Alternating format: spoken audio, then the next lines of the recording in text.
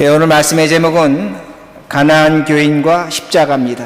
가나안 교인과 십자가라는 것으로 하나님 말씀을 전하겠습니다. 며칠 전 신문에 가나안 교인에 대해서 신문 기사가 났습니다. 제가 지금 가나안 교인 하니까 아마 많은 분들은 가나안 교회에 다니는 가나안 교인으로 그렇게 생각하십니다. 근데 가나안 교인은 다른 것이 아닙니다. 신앙생활 오래 했습니다. 오래 했는데 교회를 다니지 않는 교인을 가나안 교인이라고 그렇게 말합니다. 그럼 왜 가나안 교인이라고 그렇게 얘기하는가? 다른 것이 아닙니다. 교회를 안 나갑니다. 안 나가를 뒤로 하면, 반대로 하면 가나안이 됩니다. 그래서 가나안 교인이라고 합니다. 근데 이것이 일간지에 한국의 3대 신문에 난 기사가 됩니다. 가나안 교인들이 왜 교회를 안 나갔을까? 무엇 때문에 안 나갈까?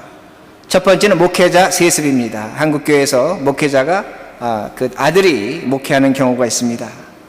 또한 많은 경우에 그 교회의 이중적인 모습, 사랑을 말하지만 사랑이 없습니다.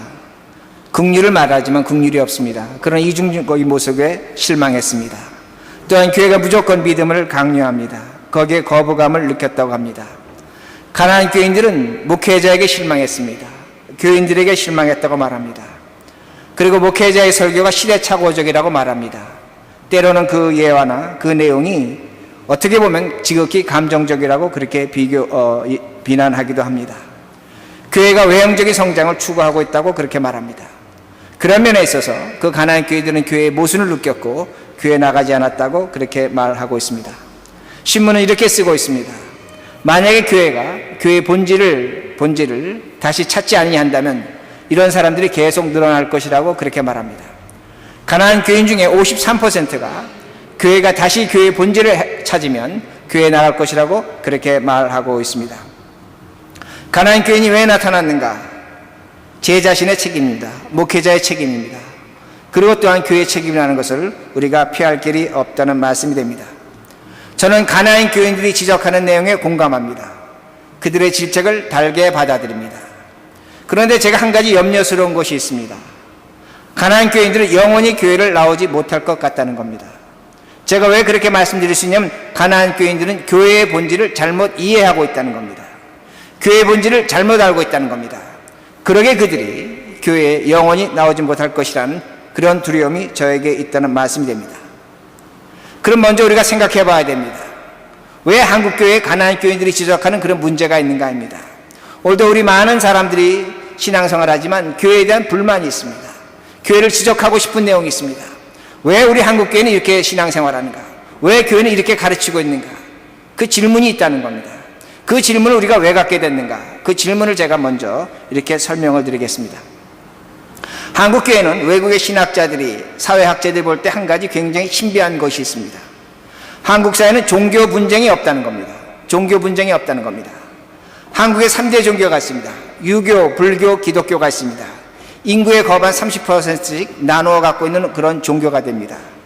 그런데 종교적인 갈등이 없습니다. 굉장히 신비한 겁니다. 근데 여러분, 미국도 그렇고 저 남미도 그렇고 유럽도 그렇고 이슬람권도 그렇고 중동도 그렇고 동남아시아도 그렇고 특정 다수 종교가 국민의 대부분을 차지합니다. 그러기에 종교 갈등이 없는 겁니다. 그러나 특정 다수 종교가 있다고 할지라도 예를 든다면 이집트에 컵트교가 있습니다. 소수가 있습니다. 엄청난 종교적인 박해가 있다는 겁니다. 그런데 한국은 인구 대비 3분의 1씩 차지하고 있습니다. 그런데 아무런 종교적인 갈등이 없다는 겁니다. 사회학자들과 종교학자들이 이거 굉장히 신비하게 봅니다. 왜 이런 현상이 일어나고 있는가입니다. 다른 것이 아닙니다. 한국의 종교는, 기성 종교는 한국의 샤머니즘, 무속 종교와 깊이 연관성을 갖고 있다는 겁니다. 예를 들면 불교도 마찬가지고 유교도 마찬가지지만 그 불교와 유교의 그 원형, 그것이 한국에 들어서 변질됐습니다. 불교와 유교에 미신화되어 있다는 겁니다. 미신화되어 있다는 겁니다. 그럼 기독교는 어떤가입니다. 기독교도 마찬가지입니다. 많은 신학자들이 한국에서 기독교가 지난 100년 동안 굉장히 잘 성장했습니다. 왜 저렇게 빠르게 성장했을까? 어떻게 저렇게 이룰 수 있는가? 다른 것이 아닙니다. 한국의 무속신앙, 샤머니즘이 기독교에 들어온 것입니다. 그러기에 한국 사람의 정서에 맞은 것입니다. 그러기에 기독교가 빨리 성장했다는 말씀이 됩니다. 기독교에도 샤머니즘이 있다는 겁니다. 무당의 신앙이 있다는 그 말씀이 됩니다. 그럼 샤머니즘, 무당은 무엇인가? 다른 것이 아닙니다. 황홀경의 무아지경에 빠질 때 신과 만나는 겁니다. 이걸 신접이라고 합니다. 신과 만나는 겁니다. 근데 그때가 무아지경입니다. 무아지경이라는 건 비논리적이라는 겁니다. 비이성적이라는 겁니다. 그때 신과 만나고 신접을 하고 그때 어떤 행위가 나타나는 것을 말합니다. 근데 문제는 뭐냐면 제가 좀 전에 신과 만날 때 무아지경이라고 말씀드렸습니다. 비논리적이고 비합리적입니다. 비논리적이고 비합리적이라는 것은 어떤 의미가 되냐면 비윤리적이랍니다. 비도덕적이 된다는 겁니다. 약간은 어렵지만 참고 들으시기 바랍니다. 왜 이런 현상이 나타나냐면 샤머니즘에서는 지옥과 천당이 없습니다. 죽으면 저승 가는 겁니다. 저승이라는 건 지옥도 아니고 천당도 아닙니다. 이 세상에서 잘 살던 못 살던 죽으면 저승 가는 겁니다. 그러기에 윤리성과 도덕성이 없다는 겁니다. 죄송한 표현이지만 샤머니즘에 빠진 사람들은 비윤리적입니다. 비도덕적입니다. 이 세상에 어떠한 삶을 살아도 상관없다는 겁니다. 죽으면 천당도 아니요 지옥도 아니기 때문입니다. 그러기에 오늘 제가 한국교회에서 왜 비윤리적이고 비도덕적인 일이 생겼는가? 왜 목회자 세습이 일어났는가? 왜 교인들이 이중성을 갖고 있는가? 왜 교인들이 믿음 얘기하면서 그들의 신앙에 위선이 있는가? 비윤리성이 있다는 겁니다. 비도덕성이 있다는 겁니다. 이 말씀은 어떤 의미가 되냐면 우리 기독교 안에 샤머니즘이 들어와 있다는 것을 상징적으로 알 수 있다는 말씀입니다. 기독교 자체는 고도의 윤리적인 종교입니다. 도덕적인 종교입니다. 그런데 우리 한국에서는 이런 비윤리적이고 비도덕적인 것이 일어나고 있다는 말씀이 됩니다. 샤머니즘은 다른 것이 아닙니다. 무당이 얼마나 강한 귀신을 불러들여서 약한 귀신을 쫓아내는가 합니다. 약한 것을 쫓아내야지 병이 낫는 겁니다. 약한 것을 쫓아내야지만 그 정성을 받아들여서 축복할 수 있다는 겁니다. 소원 성취를 이룰 수 있다는 겁니다. 무당도 예언을 한다는 겁니다. 근데 중요한 건 뭐냐면 그 복을 비는 자가 정성이 있어야 됩니다. 치성이 있어야 됩니다. 정성과 치성이 부족하면 아무리 강한 귀신을 불러놨고 그것을 무당이 구술한다고 할지라도 효임이 없다는 겁니다. 그러기에 빌고 비는 겁니다. 그러기에 돈다발을 갖다 바치는 겁니다. 정성과 치성에 의해서 그 영험함이 나타난다는 그 말씀이 됩니다. 제가 이렇게 설교하는 걸 여러분 양해하셔야 됩니다. 오늘 이런 현상이 우리 교회에 없는가 합니다. 오늘도 우리 성령 받기를 원합니다. 하나님으로부터 축복받기를 원합니다. 예언을 하기를 원합니다. 형통하기를 원합니다. 오늘 많은 교인들이 하나님 앞에 나와서 정성과 지성으로 예배를 드리고 있다는 겁니다. 나쁘다는 것이 아닙니다. 왜 우리가 정성과 지성을 강조하고 있는가 합니다. 그 정성과 지성에 의해서 하나님께서 나에게 응답하시고 응답하지 않는다고 많은 사람들이 생각합니다. 그러기에 내가 중심이 된 것입니다. 샤머니즘이 그대로 우리에게 들어왔다는 그 말씀입니다. 오늘도 많은 사람들이 안수기도 받기를 원합니다. 저도 안수기도 합니다. 그런데 안수기도가 뭔가 합니다. 영적으로 강한 사람 앞에 가서 기도할 때 그분의 힘을 받는다고 생각하는 겁니다. 잘못된 것이라는 겁니다. 샤머니즘의 속성이 우리에게 남아있다는 겁니다. 그러므로 제가 여러분에게 다시 말씀드립니다. 예수를 잘 믿으면 축복받습니다. 기도하면 문제가 해결됩니다. 성령의 역사로 기적과 능력이 일어납니다. 내가 오늘 어려움 당하고 믿음이 없다는 것으로 그렇게 해야 합니다. 우리에게 충성과 헌신이 있으면 성령이 역사한다고 말합니다. 하나님 복 주신 하나님입니다. 제가 지금 이렇게 말씀드린 것이 성경에 있는가 없는가입니다. 성경에 있는 얘기를 제가 지금 말씀드리고 있다는 것입니다. 성경이 분명히 있다는 것입니다. 저도 이러한 내용을 부정하지 않습니다. 저도 이걸 중요하게 여깁니다. 그런데 심각한 결여가 있다는 겁니다. 문제가 있다는 겁니다. 무엇이었냐면 예수 그리스도의 십자가가 없다는 겁니다. 십자가가 없다는 그 말씀이 됩니다. 다시 제가 말씀드린다면 성경에는 두 개의 중요한 흐름이 있습니다. 신명기적인 흐름이 있습니다. 신명기적인 흐름이라는 것은 무엇이냐면 하나님의 말씀대로 살고 하나님 앞에 충성하고 헌신하면 하나님께서 우리에게 축복하신다는 겁니다. 복을 주신다는 겁니다. 그러게 신명기 25장 5절에 8절에 이렇게 말씀합니다. 내 강주리와 떡반죽 그릇이 복을 받을 것입니다. 내가 들어와도 복을 받고 나가도 복을 받고 하나님이 내 대적을 패배시킬 것이며 하나님께서 내가 하는 일마다 복을 주실 것이라고 그렇게 말합니다. 그것이 무엇이냐? 하나님 말씀대로 살 때 하나님께서 그렇게 축복하시겠다고 분명히 약속하십니다. 성경에 있는 내용이라는 겁니다. 그러나 성경에 또 하나의 흐름이 있습니다. 욥기의 흐름이 있다는 말씀이 됩니다. 욥은 의인이었습니다. 거룩했습니다. 신실했습니다. 하나님께서는 그를 칭찬하고 자랑하셨습니다. 그런데 사단 마귀가 이렇게 얘기합니다. 그에게 있는 걸 뺏어 보십시오. 그가 하나님을 원망할 것입니다. 하나님께서 그렇게 하도록 허락하셨습니다. 욥은 억울하게 고난을 당했습니다. 이유 없는 고난을 당했습니다. 많은 시련을 당했다는 겁니다. 욥은 완전히 망했습니다. 재산 다 빼앗겼습니다. 자식이 다 죽었습니다. 아내가 도망갔습니다. 몹쓸 피부병에 걸렸습니다. 하나님께서 그에게 이유 없는 고난을 주셨다는 겁니다. 동방의 의인에게 아픔을 주셨다는 것입니다. 하나님은 그의 기도 들어주시지 않았습니다. 오히려 그를 핍박하고 고난을 주셨다는 것을 우리들이 알 수가 있습니다. 마찬가지라는 겁니다. 오늘 우리들이 하나님의 말씀대로 살았습니다. 기도하며 살았습니다. 하나님의 간절히 간구하며 살았습니다. 하나님은 오늘도 우리의 기도를 들어주시지 않습니다. 욥과 같은 신앙이 오늘 우리 삶 속에도 있다는 걸 잊지 마시라는 겁니다. 오히려 예수 믿고 손해보고 있다는 겁니다. 그러므로 성경은 두 가지 흐름이 있는 겁니다. 신명기적인 흐름이 있고 욥기적인 흐름이 있다는 그 말씀이 됩니다. 그러나 가장 중요한 것은 무엇이냐면 기독교의 본질과 가치는 예수 그리스도의 십자가라는 말씀이 됩니다. 신명기적인 것만 강조하면 우리의 신앙은 세속화됩니다. 세상에 있는 다른 종교 하나도 다를 바가 없습니다. 절에 가나 교회 가나 똑같습니다. 한국에 입수절이 되면 절에서 40일 기도합니다. 한국에 입수절 되면 교회도 똑같은 플랜입니다. 40일 입시준비 기도하는 겁니다. 신앙이 신명기적으로 가면 이렇게 세속화된다는 겁니다. 신앙이 욥기적으로 가는 분들이 있습니다. 고난을 자초합니다. 수도사적인 겁니다. 세상과 멀어지는 겁니다. 이것도 그렇게 좋은 신앙이 아니라는 말씀이 됩니다. 예수 그리스도의 십자가가 없다면 우리의 신앙은 미신화된다는 그 말씀이 됩니다. 왜 오늘날 이런 문제가 생기고 있는가? 다른 것이 아닙니다. 예수 믿는 신자들에게 그리스도의 십자가가 약화되고 있다는 말씀이 됩니다. 십자가가 사라지고 있다는 겁니다. 없어지고 있다는 겁니다. 그러게 제가 오늘날 가나안 교인들에게 이렇게 말씀드리고 싶습니다. 오늘도 교회에 대해서 질문 있는 분들에게 이렇게 말씀을 드리고 싶다는 겁니다. 교회가 무엇인가입니다. 신자가 무엇인가입니다. 교회와 교인은 가장 썩은 곳입니다. 가장 허물이 있는 곳입니다. 악한 곳입니다. 상처가 있는 곳입니다.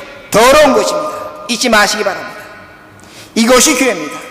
왜 제가 그렇게 말씀드릴 수 있냐면 성경은 우리를 교회라고 말합니다. 예수 그리스도는 십자가에서 누굴 위해 죽었나? 가장 악한 죄인을 위해 죽으셨습니다. 더러운 자를 위해서 죽으셨습니다. 상처난 자를 위해 죽으셨다는 것입니다.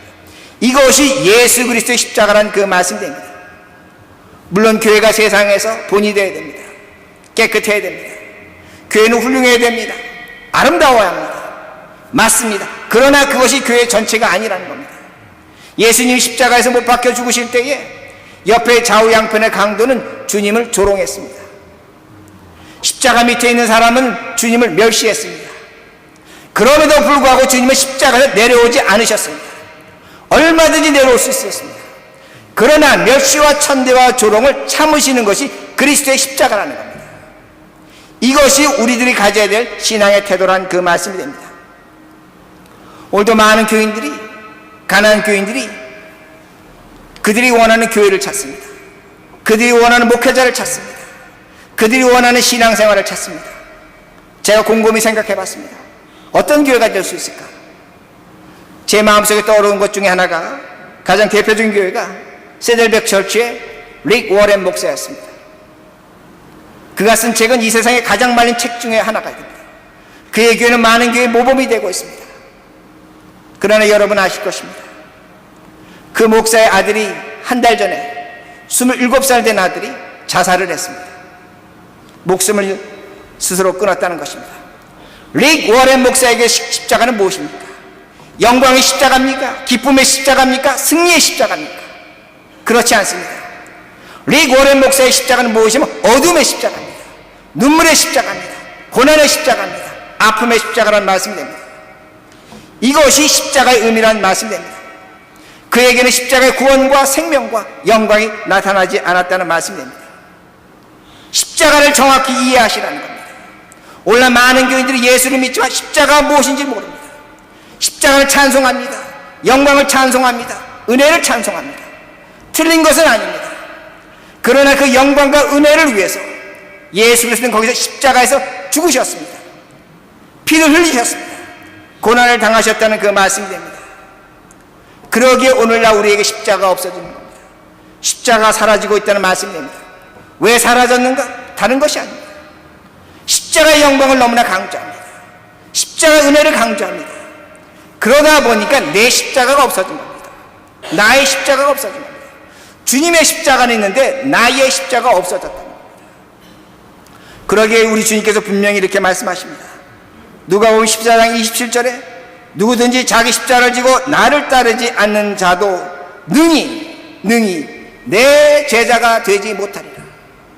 너희가 나를 믿는다고 내 제자가 되느냐? 주님은 그렇게 말씀하지 않으셨습니다. 너가 너의 십자가를, 네 자신의 십자가를 지고 나를 쫓지 않으면 내 제자가 되지 않는다고 분명히 말씀합니다. 오늘 많은 사람들이 예수 그리스도의 십자가로 구원받는다고 얘기합니다. 틀리진 않았습니다. 그러나 주님은 말씀하십니다. 네 십자가를 찾으라는 겁니다. 네 십자가는 어디 두고 있는 겁니다. 내 십자가 지고 내 제자가 된다? 그렇지 않게 말씀하셨습니다. 너의 십자가를 지고 나를 쫓으라고 분명히 말씀하고 계십니다. 그러기에 제가 여러분에게 질문합니다. 여러분의 십자가는 어디 있습니까? 그리스도의 십자가는 여기 있습니다. 여러분의 십자가는 어디 있는 겁니까? 그 십자가를 여러분이 갖고 계십니까? 어디에 두셨습니까?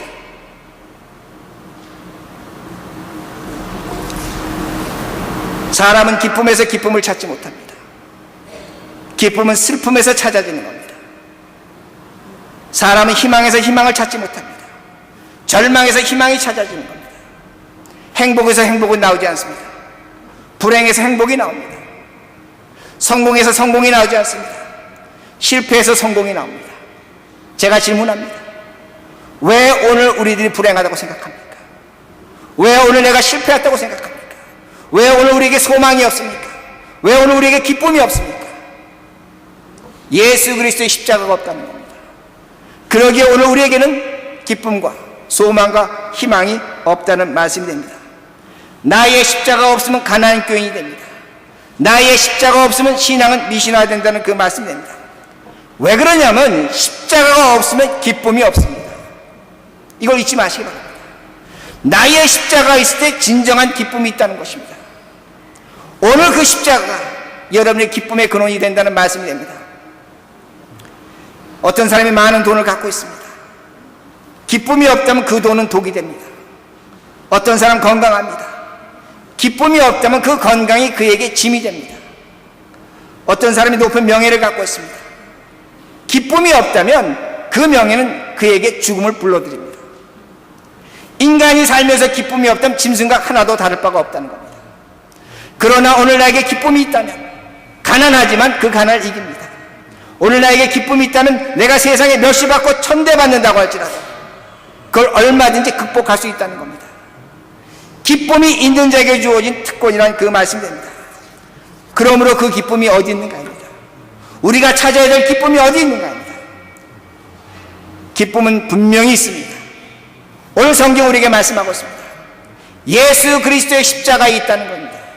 그 십자가에 기쁨이 있다고 말씀합니다. 오늘 본문 20절을 보면 주님께서 이렇게 말씀하십니다. 내가 이제 죽을 것이다. 너희들은 근심하고 염려할 것이다.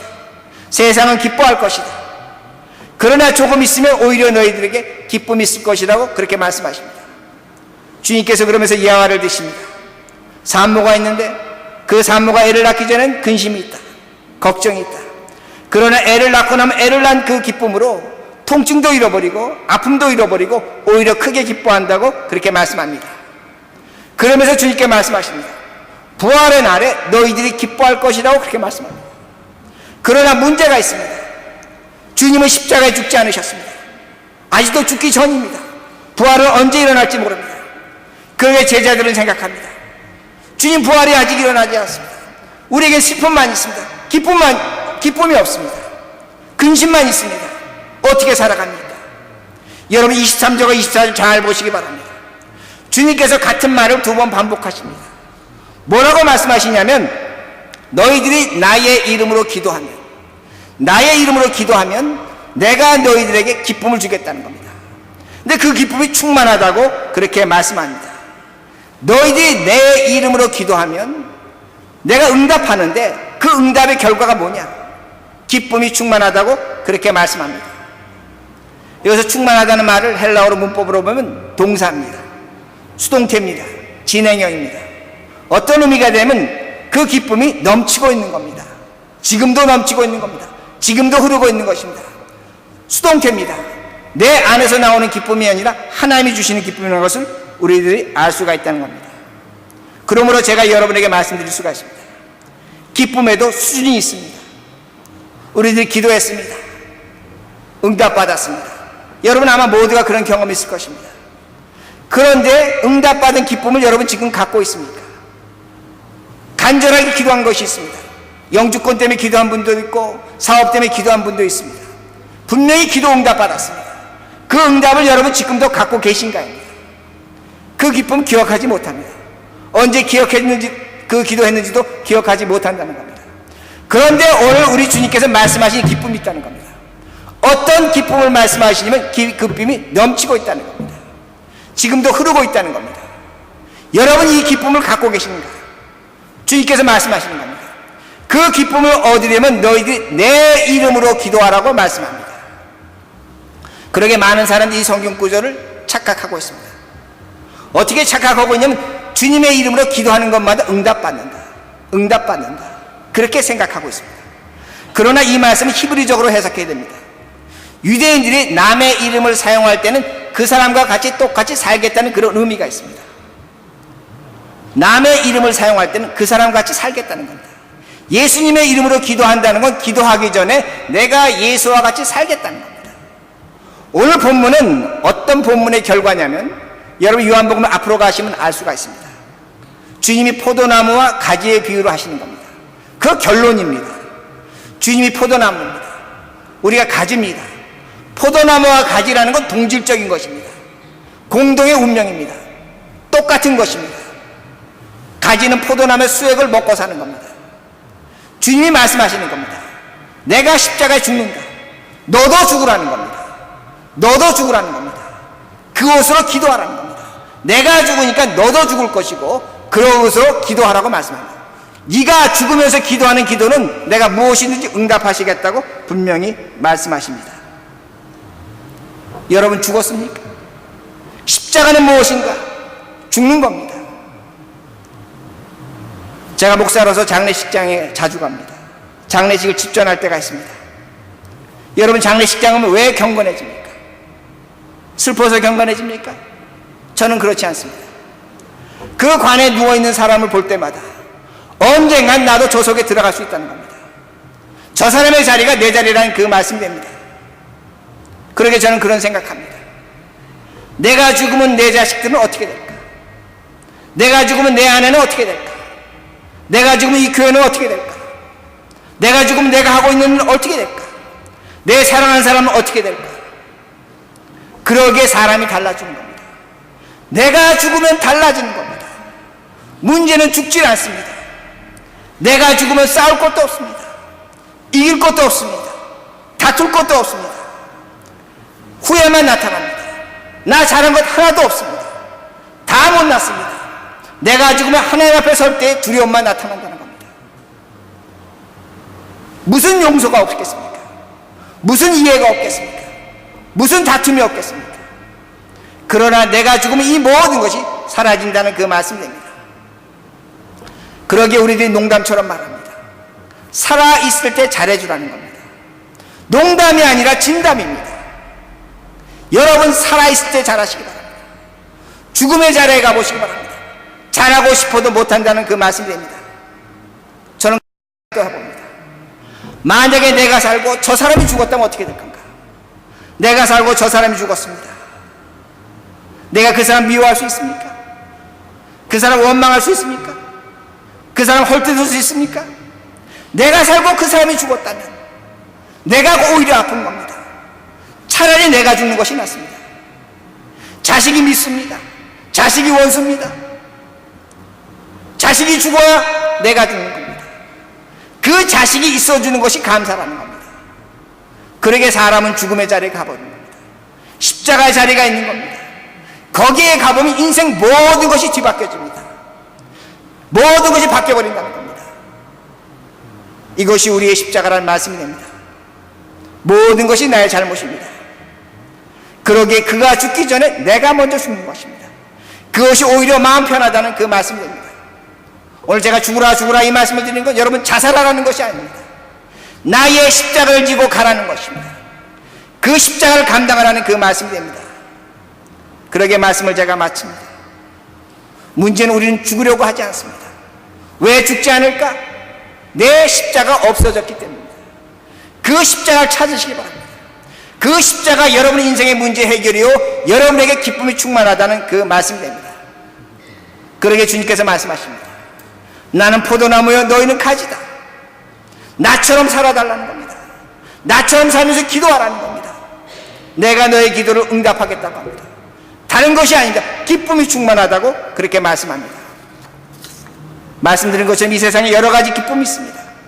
저질적인 기쁨이 있습니다. 1차원적인 기쁨이 있습니다. 고차원적인 기쁨이 있습니다.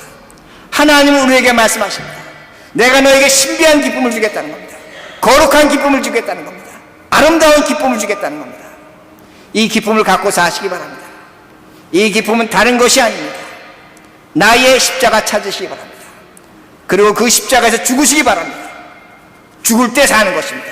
이것이 축복입니다. 이 말씀을 듣고 믿으시며 사시는 우리 모두가 되길 바랍니다.